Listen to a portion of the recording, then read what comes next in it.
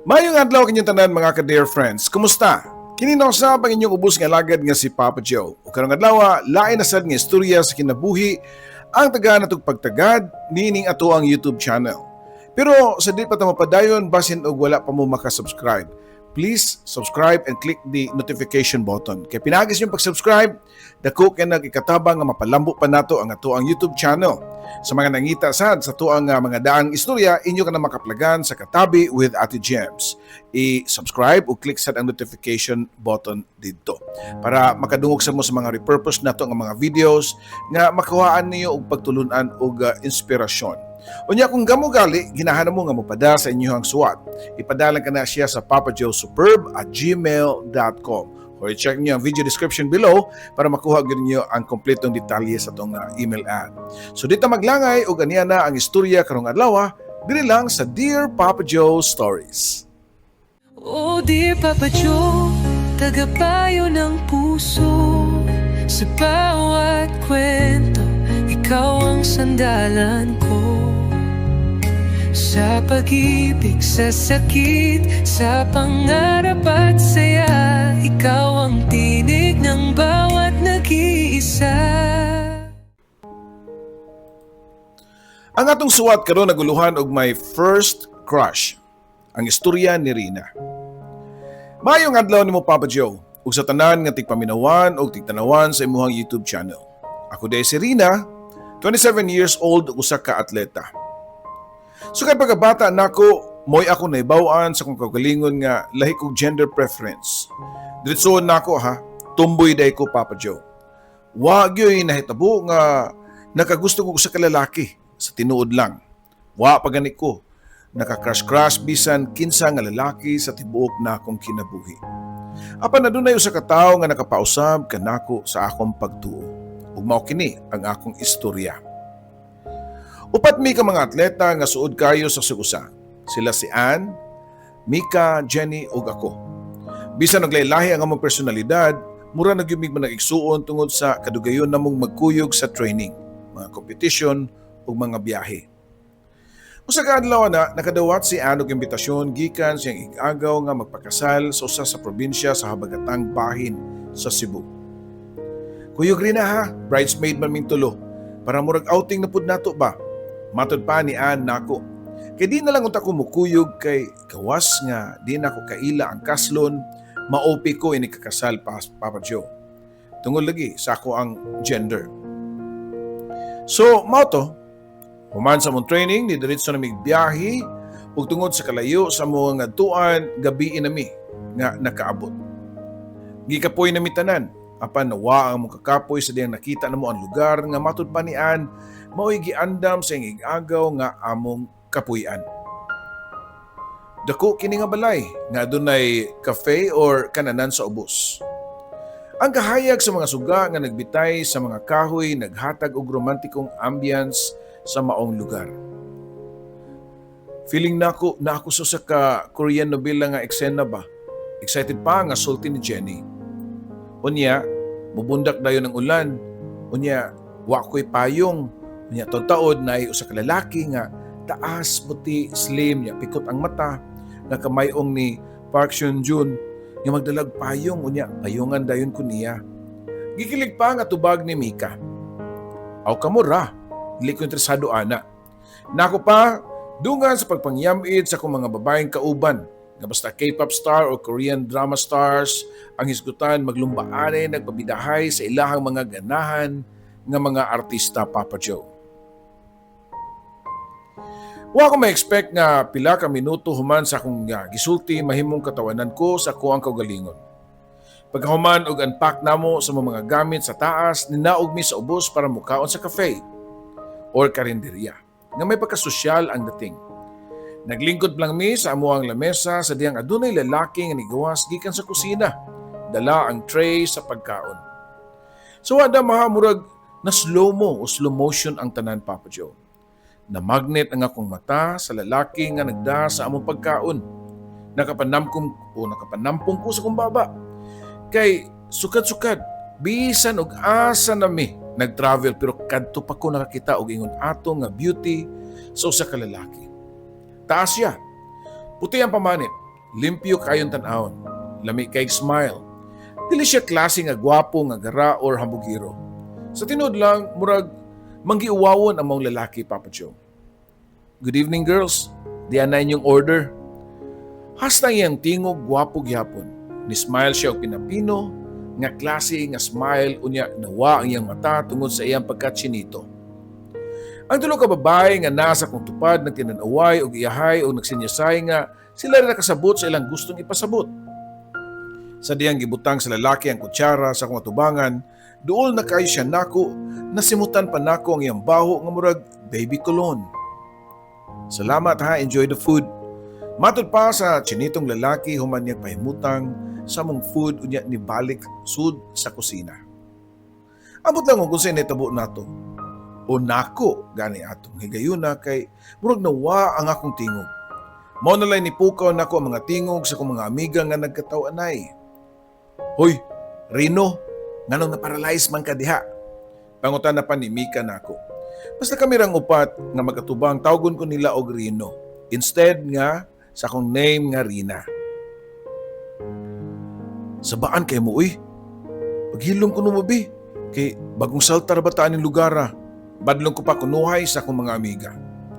Nakahuman na mig pangaon pero wami na mahawa dayon kay nagpaabot mi nga mugawas ang gwapong lalaki. Pero nilabay na lang ang pila ka minutos, wa na gyud kini mo patimaw. Nakita mi usa ka babae nga murag silbidora amo dayon gipangutana. Day. Kanang pwede mangutana? Asa na dito inyong waiter day katong gwapuhon nga lalaki nga pution ba? Pangutana pa ni Jenny. Si Gabriel to na ni pauli na. Tubag pa sa maong babae. Nagtrabaho to siya diri. Pangutana pa nako.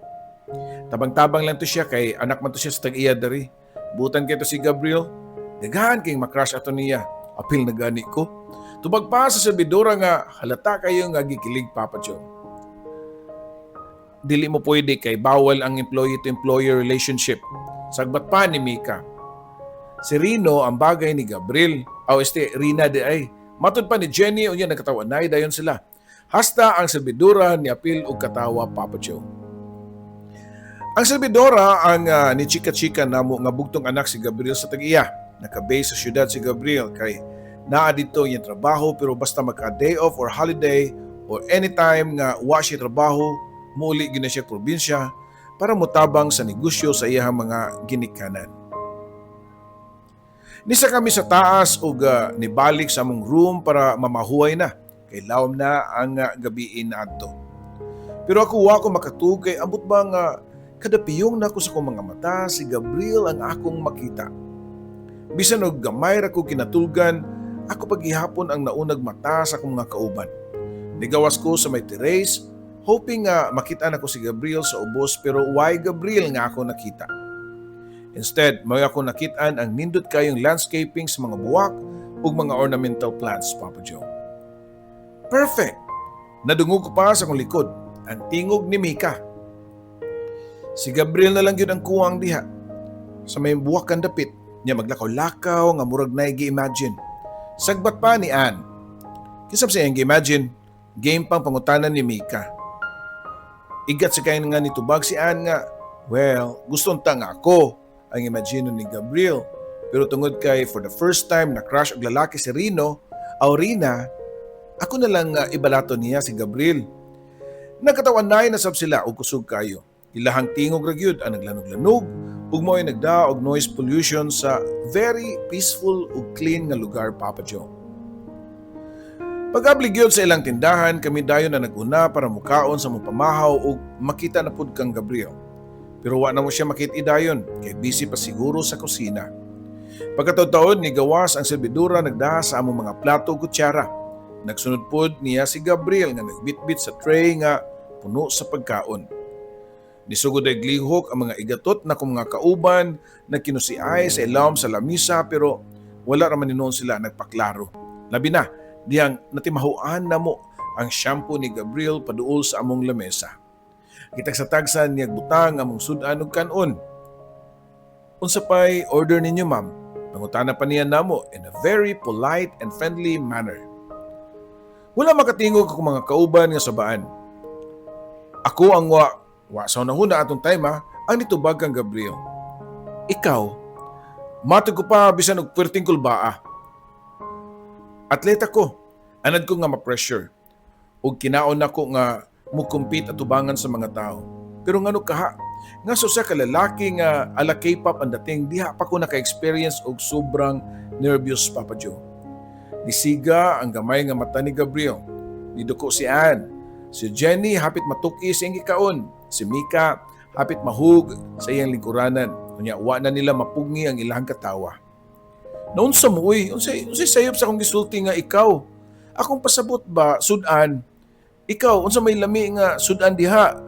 Mo ni akong pasabot ba way lain. Dali ko pa nga depensa sa kuang kaugalingon, Papa Joe. Pero nigara ang akong mga kauban. Wanay pugong-pugong ang baba. We, di nga. Uyabi, ngano nang blush man ka. Pangutana pa ni Andre na ako. Bitaw, tanawa ang dunggan na muwa. Kipunan pa yun ni Mika. Igo ra ni smile si Gabriel unya. Very polite nga niingon namo nga. Kung napamoy order, ing na lang si Maria. Dayon tudlo sa servidora nga nagbarog sa kilid, Papa Joe. Wala pa nakalayo si Gabriel, pero nisulti si Mika nako nga dako jud kayong tingog. Rina, murag gyud ka og bagong nadaga nga nakita sa iyang first crush. Dayon nangatawa na pud sila, Papa Joe. Hasta ang servidora nga si Maria ni apil og katawa. Nadunggan pa ni Gabriel kay wala pa siya makalayo. Tilingi siya sa mong lamesa unya ning ngisi. Nawa iya mga mata. Puwerteng cute ni samot ang ako ang paghanga niya, Papa Joe. Humanog kaon na malik mi sa taas sa muang room para mag-prepare kay nakaschedule na ang rehearsal sa kasal sa igagaw ni Ann. Unya silang tulo puros mga bridesmaids. Samtang nag-ilis mi, gisigihan po na kung nilalag sungog. Rina, nakoy extra pakigol nga short diri. Muy isulob, matod pa ni Mika. Pero wa na ko isuot ang short. Puwera gaba na lang. Wa di ko maanad na. Gisuot na ako akong naandan nga baggy pants ug oversized nga t-shirt. Munay akong ganahan nga outfit. Kanabang tan-awon ko murag hip-hopper ba, Papa Joe? Rino, naibog kang Gabriel no? Pangutana pa ni Jenny nako. Wow, uy, naibog ba dahil lalaki man ko kaluod, uy? Tubag ko pa. We, si Gabriel luod. Unya nga nung mag-blush man ka kung nasya sa imong atubangan, be. Daghan pa kay sila sungog nako. Pero wag ko muangkon nga naibog ko kang Gabriel, Papa Joe. Di ko maibog og lalaki. Mo na gi-remind nako sa akong kaugalingon. Na-board ko sa simbahan during sa rehearsal kay ako ray way apil. Silang tulo si Mika, Jenny ug Ann ang mga bridesmaid. Ako ray dili kay gawas nga ako ray dili direkta nga friends of bride. Dili po ko musugot kay di ba ako musuot og gown. Walking distance lang ang simbahan sa among gipuy-an mo nga naka-decide ko nga muuna na lang kog uli para matug. Pero of course, pag-abot na ako sa room, wa ko matug. Mao nga ninaog ko og nakagalakaw-lakaw sa garden og naglingkod ko sa swing diyang kalit nga dunay nitingog. Ganun naginusaram ka diha. Si Gabriel di ay, Papa Joe. Nilingkod pa sa kong tupad og nangutana sa akong kauban. Tuwa pa sila sa simbahan tubag ko pa. Niyang oras siya unya, gipaswing niya ang swing gamit ang iyang tiil. Wow! Nakanoon ako sa mga eksena bitaw sa mga K-drama kanabang ganing boy o girl niya magduyan while naa sa tunga-tunga sa garden, gipalibutan sa nindot kayong mga buwak. Murag kaming duha si Gabriel. Pwede mangutana? Matod pa ni Gabriel, Papa Joe. Sige. Atleta tun mo? Matod pa niya. Oh, nag-search day ka. Tubag ko pa, unya ningon siya nga naistorya siya ni Ann og ni Ann pa, nagsulti nga athlete ko naming upat. Kusog kayo mangutana si Gabriel. Tabian kay siya. In fact, daghan po siya na-share about siyang life og sa iyahang family. Dito na ko nailhin si Gabriel nga di lang ka siya gwapo, buutan pud. Buutan siya nga pagkaanak. Usar gyud iyang worry sa kinabuhi o sa future. Ang iyang mga parents daw nga nagkatiguang na. Mahadlok siya nga mawa. Mao kuno nga single pa siya. Kay di siya ginahan nga makigrelasyon kay basin mao'y mahimong kompetensya sa iyahang mga ginikanan. Masin kuno, kung manguyab siya, di na siya papulion sa probinsya siyang uyab. Mao daw na ang iyang gikadlukan sama sa nitabo sa mga past niyang girlfriends nga mga selosa. hasta iyang parents, si Losan. Pagkahuman na mag-istorya ni Gabriel, nanangid ni siya sa ako nga balik na sa kusina kay magluto pa kuno siya. Di ko makatuo nga sa iyang kagwapo ug artistahon kayog panit pero walay arte-arte nga magluto sa kusina. Mo-serve sa mga pagkaon, unya nakitaan pud nako siya nga nang hugas og plato. Kung sa pagkahay, dili niya mabuhat, sa tanaw ko, halos kaya niya tanan.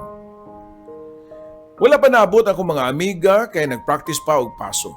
Ugma na sa buntag ang kasal. Sa kasi ni Ann, nagigihigda ko sa katre samtang naglibog ko kung unsa nga akong gibati kang Gabriel. Crush ka na ko siya o nidayag lang ko niya kay naa ang mga physical qualities nga gusto na kong mahimong naa nako, Papa Joe. Pag-augma, sayo sa buntag, nag-prepare na silang tulo. Gawas lang nako, nagsuot ra gyapon ko sa kong usual nga oversized pants pero giparisan na kog long sleeve nga neutral ang kolor. Dalira kayo ko nahuman kay wa man ko'y arte dili sama sa kong mga kauban nga dugay kay mahuman ug pang make-up. Sa simbahan, nindot kayo ang seremonya sa kasal. Nakita nako nga nakahilak si Ann para siyang cousin. Nakahilak po si Jenny ug Mika. Apan ako, lain ang akong ginauna. Sige ko pangita kang Gabriel kay nakadungog ko nga mo-attend pud kuno siya sa kasal kay family friend man day nila ang side sa lalaki nga kaslon. Sa tanto-tanto na akong lingi-lingi nakitaan na ko siya sa pinakaliyo sa simbahan. Nagsulob og puti nga polo. Guwapo kay siya tan-ahon. Og sa diyang nagtagbo among mga mata ni pahiyom siya nako og ni bawas pug pahiyom niya. Human sa kasal nangadto na mi sa reception nga gihimo sa ka beach resort sa ilang lungsod. Siyempre, lingaw kayo ang tanan. Game kayo. Ni-appeal sa mga dua-dua sa bride o ang mga bridesmaid nga akong tulo ka mga amiga po. Murag ako nagyod ang na-board or na-OP kay wa ko makasabot asa ko mo lugar. Sa part ba sa groom, sa bride, plus dili man po ko. Undi na ko sila kaila tanan. Ang bugto nakahatag ng lingaw kay every time mo pasip-clap ko ng Gabriel, naa siya sa luyo o layo nga table. Hasta iyang parents, ambot og kinsa patong tao nga kuyog niya, nga kaistorya niya sa iyang table. Maurag yun to. Unya, nadunggan nako nga gitawag sa MC ang pangani Gabriel. Kay papilon ko na sa game. Nisaka sa stage si Gabriel, unya, doon na siya gitawag nga pangan ang MC. Pangan sa babae. Nakita nako nga nisaka pud sa stage ang sa kagwapang babae nga nagsuot og beige nga long gown. Kagwapa sa babae. Uy, batanon pa sab. Puti, slim, og mura, og model, og lawas, Papa Joe. Sa ako nasabtan, mga nagkaila ra silang duha. Ni-participate sila sa game. Unya, na ay kiss-kiss pa gani. Muhugyaw sa dayon ng mga tao kay lingaw man kaayo. Unya, nakadungog ko sa akong tupad nga ningon nga sayang daw, nagbuwag ang duha. Meaning, si Gabriel ug ang babae nga murag diwata kagwapa, parison daw kaayo ang duha. Napoy nitubag nga, di pa man uwahi, pareho man silang mga single. Dako daw og chance nga magkabalik pa sila. Wala ko ganahi sa kung nakita og nadungog. Nigawas ko og naglantaw-lantaw sa dagat, kay padung naman sad ang sunset niyatong taknaa. Samtang naglantaw ko sa puwa nga adlaw nga hapit na matabunan sa kangit-ngit, nakaingon ko sa kong kagalingon nga pagpuyo di rin na di ka angay magkras-kras kang Gabriel. Bitaw, di ko angay kay di mitalo. Adto ko dapat makrush babae nga gwapa nga kauban ni Gabriel. Wa madugay nakadungog kog mga lakang nga nakaduol nako. Paglingi pa nako si Gabriel nga nagbarog sa akong luyo. Ang iyang duha ka kamot gisud sa bulsa. Mura na po siya og si Leminho sa iyang aura niya itong higayuna, Papa Joe. Nung naman diri, pangutana pa niya nako. Ay nagpahangin lang ko niya plus tanaw-tanaw sa view, tubag ko pa. Balik na tara kay mga onta. Matud pa ni Gabriel nako. Gitubag po nako siya nga una lang uy kay busog pa ko. Pariyo day ta busog pasad. Matud pa ni Gabriel unya nitupad og lingkod nako. Wa ko'y tingog niya itong higayuna, Papa Joe. Rina, nako'y pangutana ni mo ba? Kalit pa niya nga sulti din ako. Ha? Unsa man? Ingon sila ba? Imong mga friends. Na-crush daw ka nako. Patyon ko ni silang tulo ba? Bantay lang yun ni Gumans kasal. Gabriel, ayok tuwa na nila kay puno rin yun na sila kabuang. nganong gudton nga makrush ko nimo nga pareho man tang lalaki. Tubag ko pa nga to niya. Sure ka? Di man lagi ka laki sa akong pananaw lagi. Boyish lang the way you dress. And sa imong panlihok-lihok. But overall, you look like a legit woman to me. Matod pa ni Gabriel. Mayo na lang gani Papa John, no? Kay ningit-ngit na. Dili na makita kong facial expression nga ambot ka ha. Unsa ka awkward plus I'm sure nga namuwa di ko sa kauwaw niya to. Kung kamo ka sa nasong sitwasyon kung sa inyong buhaton, wa ko masayod kung mutuo ba ko niya. Maybe nagbinuang ra siya. Unya, lisod po kayo mo sa kaydayon ko. Unya, kalit lang na initawag sa kumpangan, si Ann, si Mika o Jenny di ay. Gipangita ko nila kay mangaon na kuno. Sige Gabriel ha, adto na ko.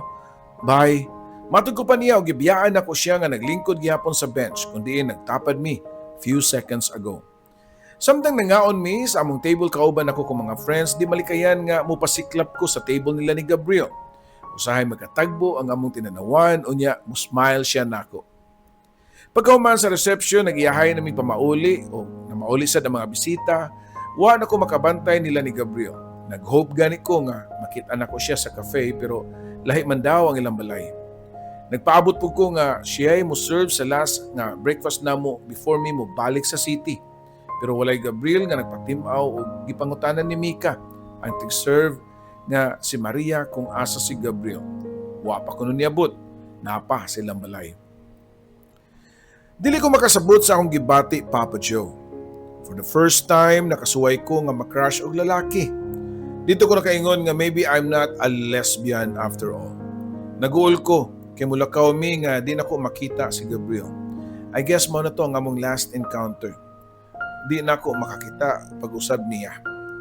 Nagsakay na mig bus, paingon sa syudad, murag gihapon kong hubog sa akong gibati. Naunsam ko Usam akong gibati kang Gabriel, crush ba ni or am I in love? Ew, ka-cringe. Pero wa ko'y mahimo. Kaya di na ko malimdan ang kangulingon nga yes, Gabriel is my first and last nga crush nga lalaki. Inigabot na ako sa city, makalimtan na ako siya. Maka-move on ako, unya, balik sa dating ako. Ug tuod man, pagbalik na mong syudad, busy na mi sa sige na mong practice, kauban na tulon ako ka amiga. Unya, wag yapon sila muhunong og sungog na ako. Nag-post pa sila og mga cryptic ka message sa Instagram nga puros akong now nga close up nga lain og expression. Unya, doon ay caption nga, the tomboy is in love to a cafe owner. May na lang kay wa masigibutang nga lalaki nga cafe owner nga name. Sunod nga mga adlaw, busy na mi kay doon na may competition nga pilan. Mas maayo kay makafocus ko sa akong practice unya makalimot ko ni Gabriel. Sa adlaw sa competition, happy kay ko. Kay naka-gold ko, Papa Joe. Pero doon ako'y nabalitaan sa usa ka marites nga si Gabriel ug iyang parents kay mularga na og Amerika. Muhila ka rin na. Sungog pa ni Jenny nako. Manong muhilak ko, ngay guyab mi. Well, yes, ang kuno nako nga at first naka-admire ko niya pero dito raman sa probinsya kay nadala ko sa romantic nga place ba. Pero pagbalik na ako sa city, nibalik naman po dayon pag-sink in ang reality kung unsag yun ko, lalaki ko, dili ko og lalaki. Tubag pa nako nila. Giprove na ko sa kong best friends nga certified tomboy ko. Mo nga sugod adto ni try na kog court og mga girls, pero naglibo ko nga nung muragwa na may spark. Uy, muragwa naman ay kayo pa ba Joe? Nausab na bakaha nga kong gender preference, na reset na bakaha into factory settings. Unsa ba? Usa kadlaw niadto diyan ni chat nako nga lalaki nga nakailar pud nako sa competition. Unya, pareho pud sila nako nga naka-gold pud. Mga gold medalist. Ang lalaki tagol na to sa pangan nga Fred. Dili gwapo si Fred. Nga pang K-pop ang dating kay maskulado man ug tungod sa iyang sports nga giapilan. Itumsab og panit kay lagi pero mabuwad sa init. Pero samtang nagtinubagay mig chat sa messenger naka-feel ko something niya. Nga murag doon na may chemistry, Papa Joe.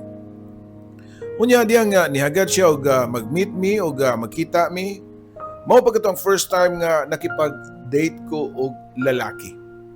Nausban pa nga mapagsigig kita hangtod nga naka-feel ko familiar feelings sama sa akong na-feel niya tong una na kong nakita si Gabriel. Sa tinuod lang, dako ko pasalamat kang Gabriel. Bisan pa man og wa gyud mi magkadayon kay siya mo'y nakapamatan nako sa akong tinuod nga pagkatao, sa akong tinuod nga pagkaako. Kumbaga, siya ay nagpislit sa default button para ma-reset into factory settings ang akong gender Papa Joe. Sa pagkakaroon, boyfriend na ako si Fred. Okay ang among relasyon. Kay pareho mi og mga likes. Pareho mi nga mga athletic, pareho mi nga mga sports enthusiast, and hoping nga kami nagyud sa katapusan. Yes, si Gabriel ang akong first crush, but si Fred ang akong first love. Dini na lang kutob og daghang salamat, imong magtatampo, Rina.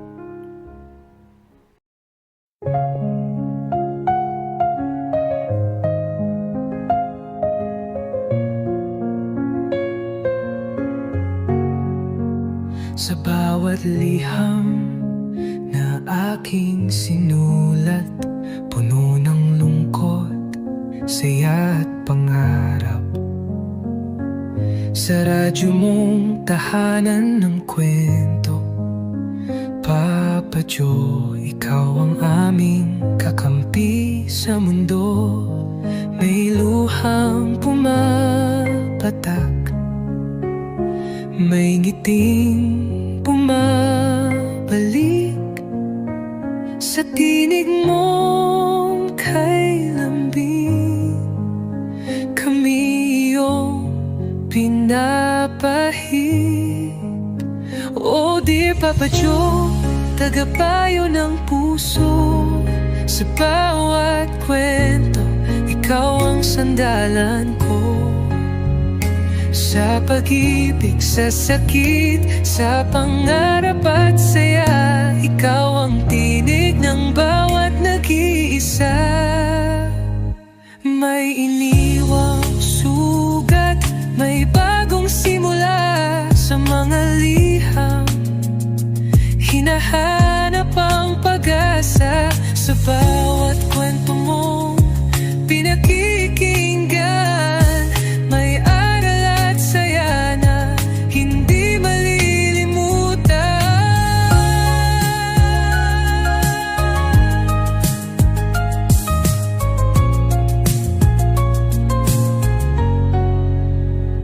May iniwang sugat, may bagong simula sa mga liham. Hinahanap ang pag-asa sa bawat kwento mong pinakikinggan. May aral at saya na hindi malilimutan. May luhang pumapatak, may nginting bumabalik sa tinig mong kay lambing. Kami iyong pinapahid. Oh dear Papa Joe, tagapayo ng puso.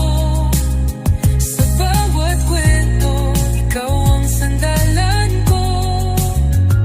Sa pag-ibig, sa sakit, sa pangarap at saya, ikaw ang tinig ng bawat nag-iisa.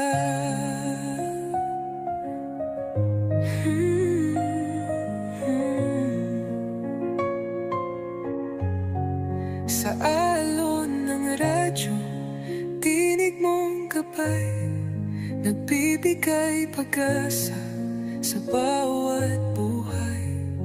Kahit saan man kami dalhin ng mundo, ikaw ang kaibigang laging nandyan, Papa Joe. Oh dear Papa Joe, aming kaibigan, salamat sa kwento mong walang katapusan.